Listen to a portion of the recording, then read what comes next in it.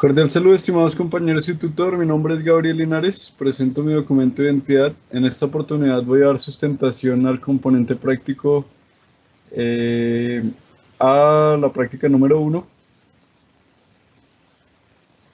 Este componente práctico se divide en 3 actividades. Bueno, esta práctica se divide en 3 actividades, todas referentes al efecto fotoeléctrico. En la primera se nos solicita encontrar experimentalmente la longitud de onda de corte en el simulador.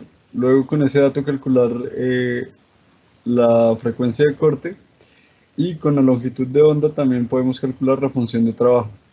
Más adelante debemos consultar en internet la función de trabajo para el material asignado, calcular el error relativo entre los datos de función de trabajo y concluir acerca de la actividad. Entonces, en el procedimiento, primero encontramos que para el sodio tenemos una longitud de onda de corte de 539 nanómetros y observamos en el simulador que se presenta efecto fotoeléctrico, y al aumentar en solo 1 nanómetro ya no presenta efecto fotoeléctrico. Luego podemos calcular con ese valor la frecuencia de corte en esta expresión que dice que frecuencia de corte es igual a la velocidad de la luz sobre la longitud de onda. Cancelamos unidades y obtenemos una frecuencia de 556.6 terahertz. Con la longitud de onda de corte también podemos calcular la función de trabajo mediante esta ecuación que dice que función de trabajo es igual a Hc sobre longitud de onda de corte. Hc tiene un valor de 1240 electronvoltios por nanómetro.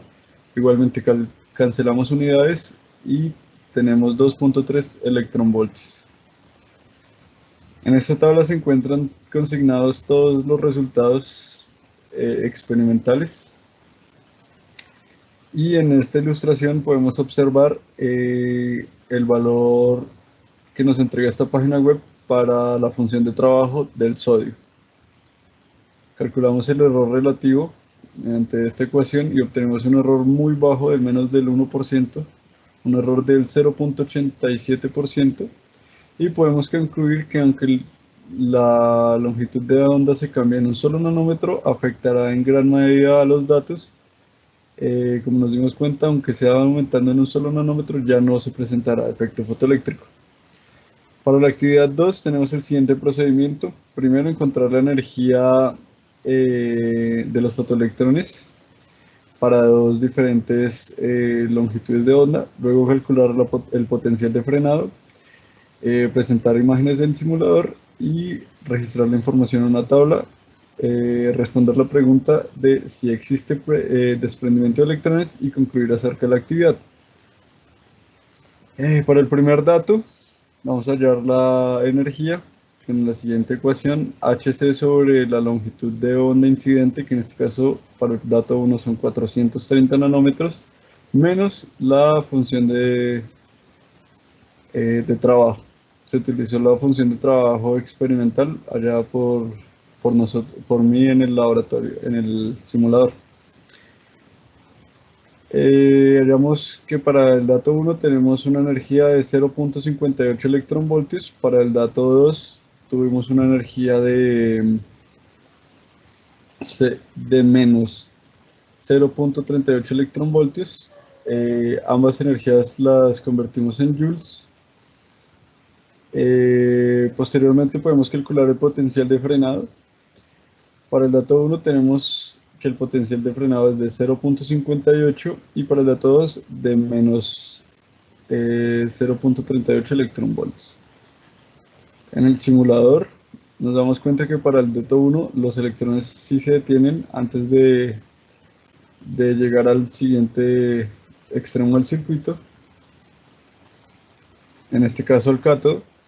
Y para el dato 2 ni siquiera se presenta efecto fotoeléctrico, dado que para el sodio la longitud de onda máxima en la que se presenta efecto fotoeléctrico es 539 nanómetros y este dato lo supera por bastante.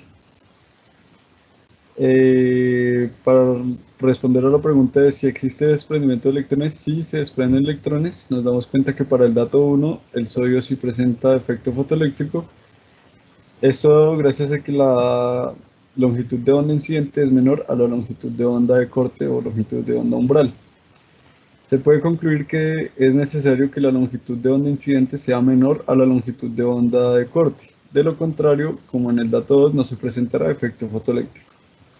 Para la actividad 3 tenemos el siguiente procedimiento. Aumentar en 1 nanómetro la longitud de onda de corte.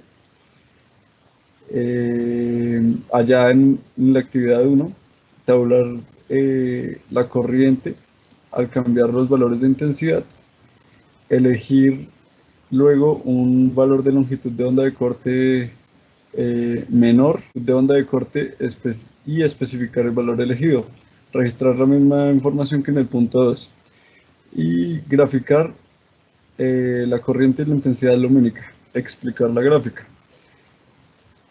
Estas son las imágenes obtenidas en el simulador para una longitud de corte mayor a la longitud para una longitud de onda incidente mayor a la longitud de corte. Como nos damos cuenta, no se presenta flujo de electrones, por lo tanto tampoco corriente. Entonces la corriente en todos los rangos de intensidad va a ser 0, y fue 0.